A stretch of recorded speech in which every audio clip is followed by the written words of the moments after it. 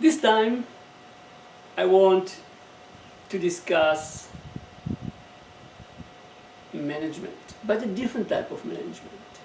Management that takes the idea of decentralization, of autonomy, of distributed authority, and implement it at work.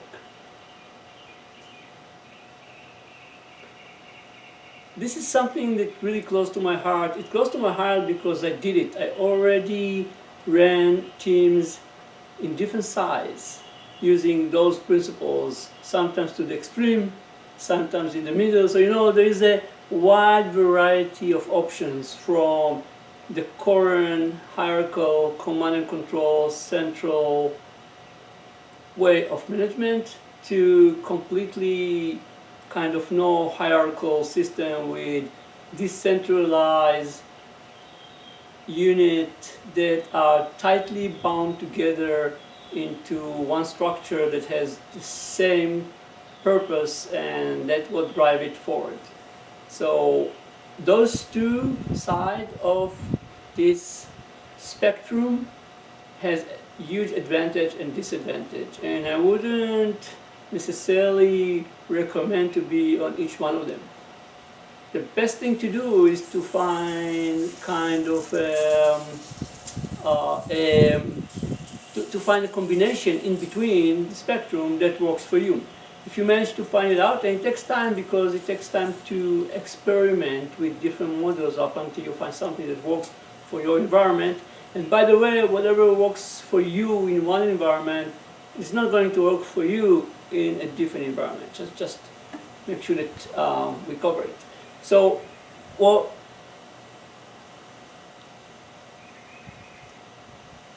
what made me passionate about it is the success that I saw.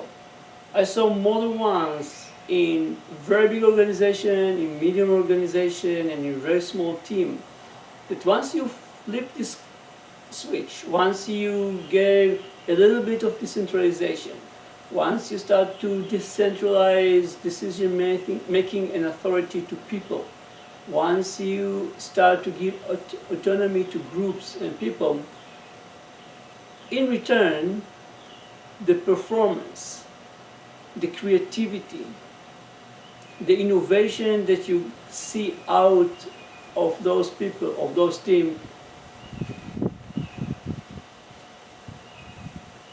is so high, is so mind-blowing, that you can't see it anywhere else.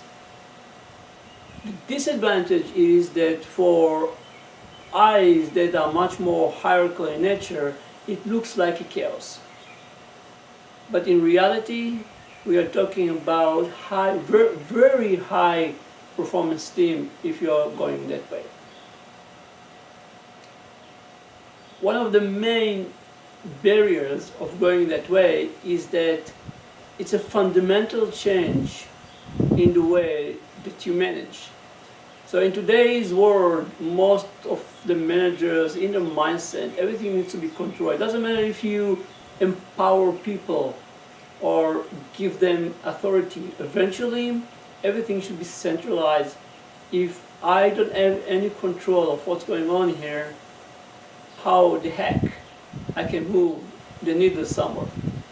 But it takes time and experience to see that shying away from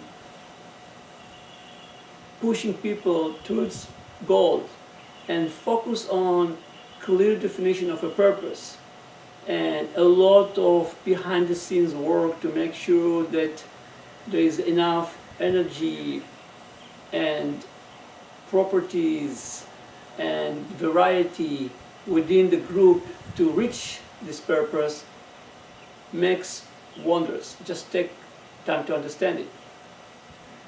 And what it creates a tension every time that you start to do it between you who want to experiment something new and probably someone else that you report to, if you, that still wear the glasses that sees everything through central control and order. Now, I don't say the order is bad, I don't say that chaos is bad. I'm saying that in reality, you need like in yin and yang, you need a combination of both of them. But one way or another, if you want experiment new ways of management, if you keep on using the same practice again, there's nowhere you're going to reach nowhere. You're going to reach actually the same place where you are right now. It's the same thing as if I wake up every day in the morning with the same routine, my leg outside of the bed, I'm going to brush my teeth, and I'm going to fix a coffee, and then I'm going to read the news, and then I'm going to get into the car, I'm going to listen to my favorite music, and I'm going to drive it the same way to the same working place, and I'm going to meet with the same people and discuss the same thing and eat lunch with the same people, and then driving back home. If I'm going to do the same activities again, I won't go anywhere. I will stuck in the same cadence of life that I created for myself. And the same goes for management. If you want to try something new, if you're stuck with the ongoing management mantra that you hear today, you're not going to go anywhere. Now, the main difference between management and your personal life, that in your personal life you impact yourself, which is important enough. But in management, you're impacting many other people. And if you just keep on doing what you've done forever and just trying to make it better and better, I can guarantee you're going nowhere. And if you want a proof for that, it's pretty simple. The lifespan. So let's look at simple matrices.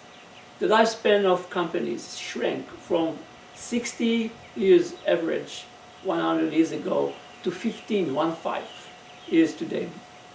Engagement in the working place still stuck around the 30%. 30%. So 30% of the people actually engage at work. On the other side of it, freelancing and gig economy just growing and growing. The percentage of companies that disappeared from the Fortune 500, most of them simply go bankruptcy. I think it's around 85% now.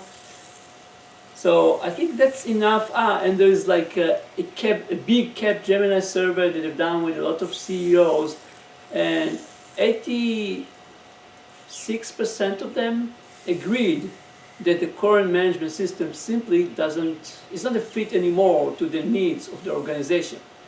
So I just try to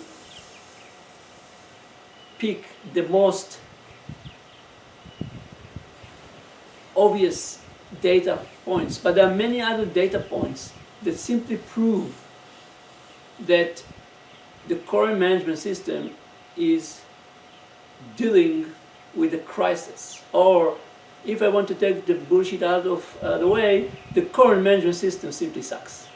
And we need to find ways how to adjust it to our current reality. Don't get me wrong, this management system is awesome to an era when there wasn't so much competition, there wasn't globalization, and we used people's hand in order to create goods, so our hands were the machine. But in today's world, when robots are creating the parts and our brains are the one who are working actually, we can't afford it anymore. The system that works for A doesn't work for B. And what really worry me is that we are on the edge of a real crisis, because you can see simply that those management systems are not capable of dealing with the complexity of the business world today. If something really unordinary will happen to the economy, I predict that many, like 60% of the companies will have major difficulties that will end up with a much more major crisis, financial crisis, that we saw ever. And if we want to do something about it, if we want put our time and effort to try a new management system, to try new ways to encourage people to manage resource, to motivate people, to organize teams, we will end up in a very gloomy picture, my prediction. Maybe I always see the dark side of, or the empty side of the glass, but I truly believe that way. And if you look around you, you see a lot of systems like, organization is a system. There are many other systems. I think the most obvious one is your brain that operate for many years, much more than 100 years, or cities, or the markets, in much more successful way than companies. And if you start to observe them, you find out that there are certain characteristics that apply to all of them. And by the way, decentralization and distribution and autonomy is one of the three elements that you see in each and every system around us that it's so successful.